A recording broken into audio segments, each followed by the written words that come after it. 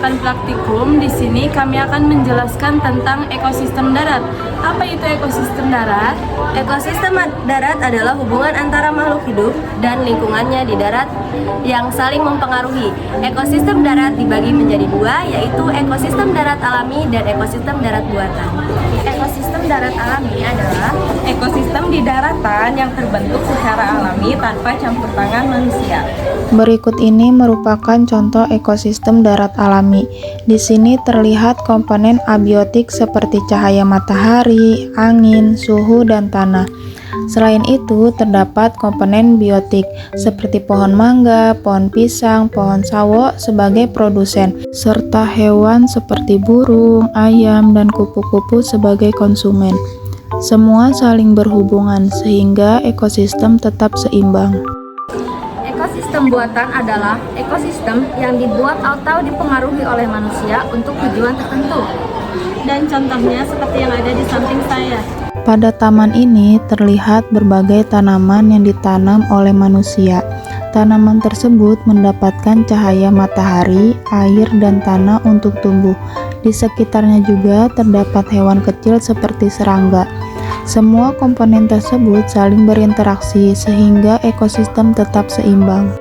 Jadi, kesimpulannya, ekosistem darat merupakan hubungan antara makhluk hidup dan lingkungannya. Di dalamnya terdapat komponen biotik dan abiotik yang saling berinteraksi. Ekosistem darat terdiri dari ekosistem alami dan buatan, dan semuanya bekerja sama menjaga keseimbangan. Selanjutnya, kami akan melakukan praktikum tentang pencemaran lingkungan. Pada praktikum ini, kami akan mengamati pengaruh deterjen terhadap pertumbuhan akar bawang merah dan proses perkecambahan. Baiklah, pada percobaan ini kami akan membuat larutan deterjen dengan beberapa konsentrasi menggunakan air ledeng. Larutan ini digunakan untuk mengetahui pengaruh deterjen terhadap pertumbuhan akar bawang merah.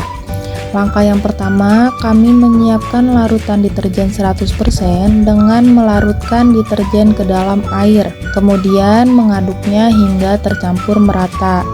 Setelah itu, sebagian larutan dimasukkan ke dalam wadah yang telah diberi label 100%. Selanjutnya, sisa larutan diencerkan dengan menambahkan air bersih untuk membuat konsentrasi 50%. Langkah yang sama dilakukan untuk membuat larutan 25%, 12,5%, 6,25%, dan 3,1% secara bertahap. Selain itu, siapkan juga wadah kontrol yang hanya berisi air bersih tanpa deterjen. Setelah semua larutan siap, bawang merah dimasukkan ke dalam masing-masing wadah dan dipastikan bagian akarnya terendam. Kemudian, semua sampel didiamkan selama beberapa hari untuk mengamati pertumbuhan akar bawang merah. Berikut ini merupakan hasil pengamatan selama 72 jam. Pada air bersih sebagai kontrol, panjang akar bawang merah mencapai sekitar 2 cm, yang menunjukkan pertumbuhan paling baik. Pada larutan deterjen, pertumbuhan akar cenderung lebih pendek. Pada konsentrasi 50% hanya sekitar 1 cm, dan pada 25% sekitar 0,5 cm. Meskipun terdapat sedikit variasi pada beberapa konsentrasi, secara umum terlihat bahwa semakin tinggi konsentrasi deterjen, pertumbuhan akar semakin terhambat. Hal ini menunjukkan bahwa deterjen berpengaruh terhadap pertumbuhan akar bawang merah. Pengaruh deterjen terhadap pertumbuhan perkecambahan biji kacang hijau. Langkah pertama yang dilakukan adalah menyiapkan alat dan bahan, yaitu biji kacang hijau, air bersih, deterjen, beberapa gelas atau wadah, kapas, serta alat ukur. Selanjutnya, kami membuat larutan deterjen dengan beberapa konsentrasi yang berbeda.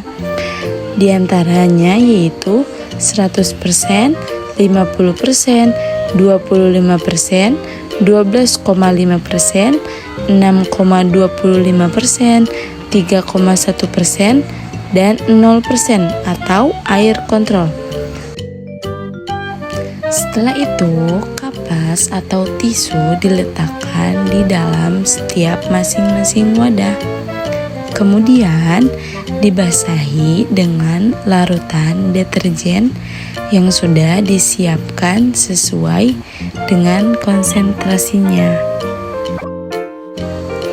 Lalu langkah berikutnya adalah meletakkan biji kacang hijau di atas kapas pada masing-masing wadah dengan jumlah yang sama, dan pastikan biji kacang hijau tersebar merata agar pertumbuhannya dapat diamati dengan jelas. Pada konsentrasi 0% atau air kontrol atau tanpa pemberian deterjen, terlihat pertumbuhan biji kacang hijau yang sangat signifikan. Kecambah tumbuh tinggi, akar berkembang banyak, dan proses pertumbuhannya berlangsung dengan sempurna. Hal ini menunjukkan bahwa biji kacang hijau dapat berkecambah secara optimal ketika berada pada lingkungan yang bebas dari zat kimia deterjen. Pada konsentrasi deterjen 3,1%, biji kacang hijau tidak mengalami pembusukan dan mulai menunjukkan tanda-tanda pertumbuhan kecambah. Namun, pertumbuhannya tidak optimal karena kecambah tidak tumbuh tinggi seperti seharusnya. Hal ini menunjukkan bahwa pada konsentrasi rendah, pengaruh deterjen memang berkurang, tetapi zat kimia yang terkandung di dalamnya masih tetap menghambat pertumbuhan normal biji kacang hijau. Pada konsentrasi deterjen 6,25% mulai terlihat sedikit kemunculan kecambah, namun pertumbuhan tersebut tidak langsung optimal karena biji tetap mengalami pembusukan sehingga kecambah tidak dapat berkembang lebih lanjut. Hal ini menunjukkan bahwa meskipun konsentrasi deterjen lebih rendah, zat kimia yang terkandung dalamnya masih memberikan pengaruh negatif terhadap proses pertumbuhan biji kacang hijau. Pada konsentrasi deterjen 12,5%, biji kacang hijau tidak mengalami pembusukan, tetapi munculnya jamur dan tidak menunjukkan pertumbuhan yang optimal.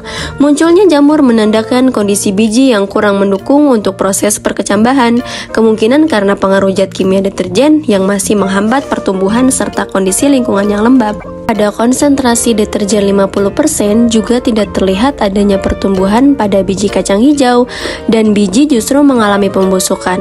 Hal ini menunjukkan bahwa kandungan deterjen pada konsentrasi tersebut masih terlalu tinggi sehingga menghambat proses perkecambahan.